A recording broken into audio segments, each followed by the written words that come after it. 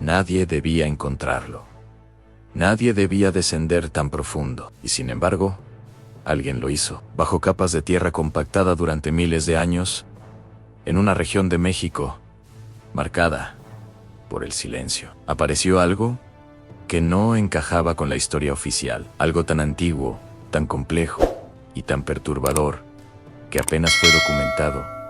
El acceso fue sellado, las coordenadas borradas y las palabras sustituidas por órdenes. Desde ese momento, lo que yacía bajo tierra dejó de ser solo un descubrimiento arqueológico y se convirtió en un secreto.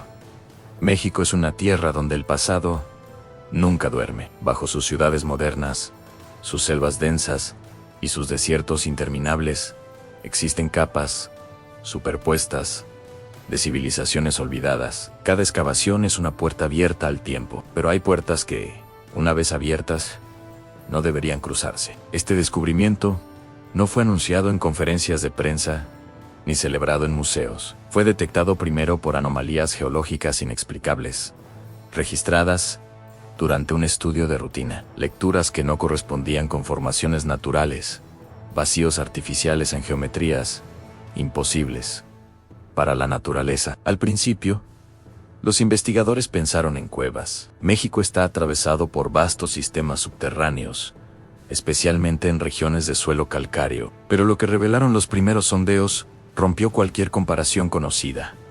Las cavidades no eran irregulares, no eran fruto del azar. Eran cámaras en pasillos, estructuras deliberadamente diseñadas, enterradas a decenas de metros de profundidad, protegidas por capas de sedimentos que indicaban una antigüedad extrema. Cuando el primer equipo descendió, lo hizo con cautela. Cada paso levantaba polvo que no había sido perturbado en milenios. El aire era denso, casi inmóvil. Las paredes no eran roca natural, estaban talladas, pulidas en algunos tramos, cubiertas de símbolos, erosionados por el tiempo. No correspondían exactamente a ningún sistema de escritura conocido.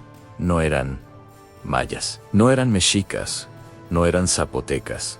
Eran algo distinto, o quizás algo anterior. La iluminación reveló algo aún más inquietante: proporciones arquitectónicas avanzadas, ángulos precisos, cámaras alineadas con una intención que parecía responder a cálculos astronómicos. Los arqueólogos comprendieron rápidamente que no estaban ante una tumba común ni un refugio ceremonial. Aquello era un complejo subterráneo planificado, construido con un conocimiento profundo del terreno y de la ingeniería. Las primeras muestras orgánicas extraídas fueron enviadas a análisis. Los resultados preliminares provocaron un silencio incómodo en el laboratorio. Las dataciones sugerían una antigüedad que desafiaba las cronologías aceptadas para las grandes civilizaciones mesoamericanas. Si los datos eran correctos, esta estructura habría sido construida siglos, quizás milenios, antes de lo que la historia reconoce como el inicio del desarrollo urbano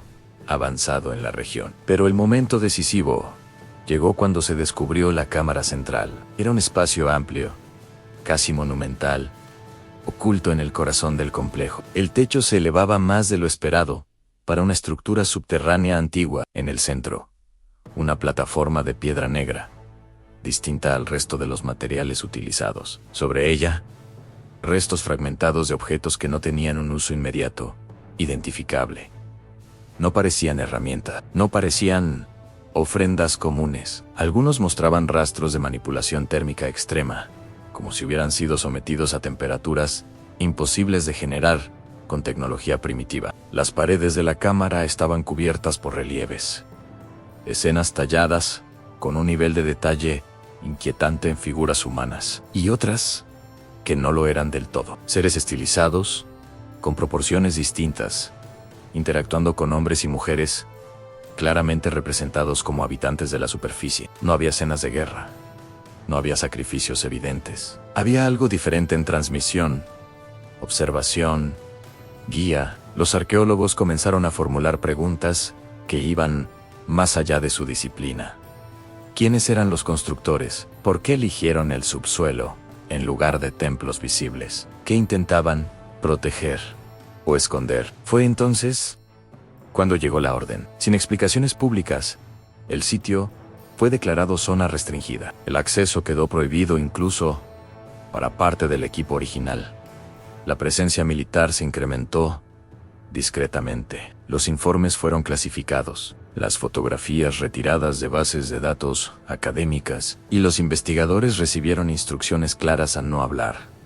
Oficialmente, el motivo fue la preservación, riesgos estructurales, seguridad nacional. Pero, dentro de la comunidad arqueológica, el silencio fue interpretado de otra manera. Demasiadas coincidencias, demasiada rapidez, demasiada urgencia por cerrar un hallazgo que, en condiciones normales, habría sido celebrado como uno de los descubrimientos más importantes del siglo. Con el paso de los meses, comenzaron a surgir filtraciones, fragmentos de testimonios anónimos, descripciones parciales de elementos que no figuraban en los informes oficiales. Se hablaba de túneles que se extendían mucho más allá del área explorada, de sensores que detectaban continuidades aún más profundas, de símbolos repetidos en distintas cámaras, como si todo el complejo respondiera a un mismo propósito. Algunos expertos sugirieron una hipótesis audaz, que esta estructura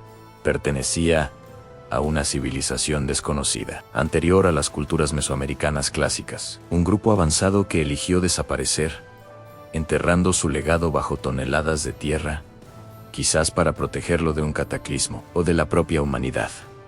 Otros fueron más lejos. Propusieron que el complejo no era solo un vestigio del pasado, sino un punto de contacto, un lugar donde el conocimiento no se originaba únicamente en la Tierra. Esta idea, aunque marginal, encontró eco en los relieves de la cámara central, en la orientación precisa del sitio, en la elección del subsuelo como espacio sagrado. México ya había demostrado, una y otra vez, que su historia es más antigua y compleja de lo que se enseña. Teotihuacán, con su traza imposible. Los mayas, con su dominio del tiempo y las estrellas. Pero este descubrimiento sugería algo aún más profundo, que antes de todos ellos, existió una cultura capaz de manipular el entorno con una precisión que apenas ahora comenzamos a comprender.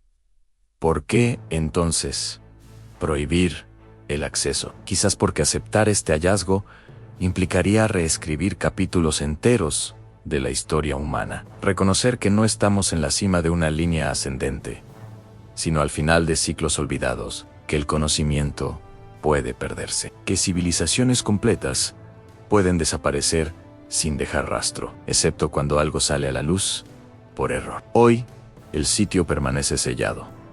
Oficialmente, no existe. No aparece en mapas públicos ni en registros académicos accesibles. Pero bajo la tierra mexicana, en la oscuridad que no ha visto el sol en miles de años, las cámaras siguen allí.